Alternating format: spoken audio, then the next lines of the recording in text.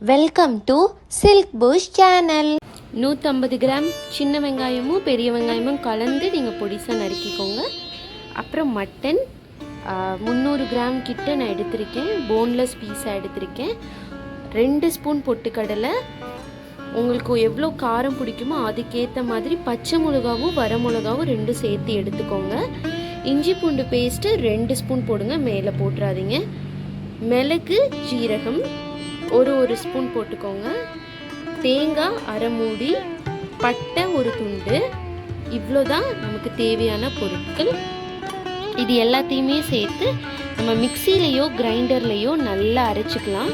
கிரைண்டரில் அரைச்சா இன்னும் கூட டேஸ்ட்டாக இருக்கும். ஆனால் அதுக்கு நிறைய ஜாமான் இருந்ததுன்னா அரைக்கலாம். இந்த அளவு நீங்கள் எடுத்தீங்கன்னா கூட தாராளமாக நீங்கள் கிரைண்டரில் அரைக்கலாம். அரைச்சிட்டு வந்து எடுத்துகிட்டு வந்து காட்டுறேன். கூடவே கொஞ்சம் கருவேப்பிலையும் போட்டு அரைச்சிக்கோங்க, நல்லது உடம்புக்கு. உப்பு கொஞ்சம் ஆட் பண்ணிக்கோங்க. கூடவே சும்மா கொஞ்சமாக வாசத்துக்கு தனியா ஒரு சுற்றி நல்லா மைய அரைச்சிச்சு. அடுத்தது வந்து நல்லா குறகுறப்பாக இருக்குது. எண்ணெய் ஊற்றி போட்டு அரைச்சிக்கோங்க.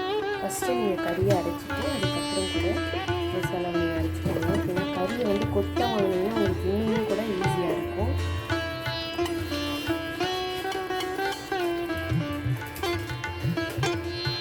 மாதிரி ஃப்ரெண்ட்ஸ், நான் வந்து இதை அரைக்கும் போது மஞ்சள் போட மறந்துட்டேன். அதனால்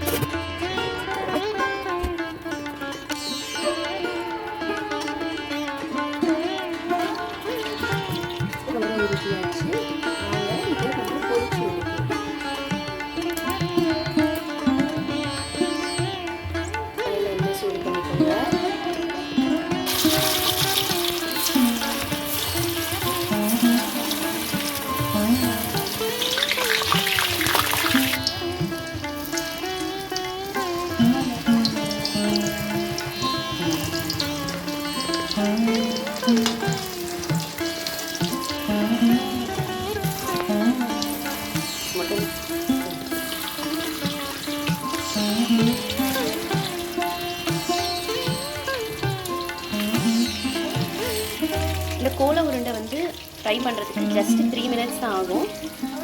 ஃபுல்லில் வச்சிங்கன்னா 2 மினிட்ஸு, சிம்மில் வச்சிங்கன்னா 3 மினிட்ஸ் ஆகும். வெந்துச்சுன்னா நல்லா கோல்டன் ப்ரௌன் கலரில் வரும்போது நம்ம எடுத்துடலாம். நம்மளோட கோலா உருண்டை நல்லா கோல்டன் ரெட் கலரில் வந்துருச்சு. இப்போ இது எல்லாத்தையும் ஒரு பிளேட்டில் நம்ம மாற்றிக்கலாம்.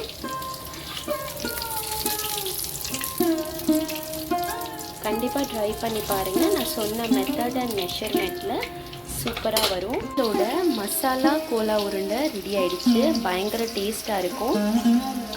ட்ரை பண்ணி பாருங்கள். இந்த வீடியோ உங்களுக்கு கண்டிப்பாக பிடிக்கும் நம்புகிறேன். அடுத்த ஒரு புது வீடியோவில் உங்களை வந்து பார்க்குறேன். பாய். அஸ்ஸலாமு அலைக்கும்.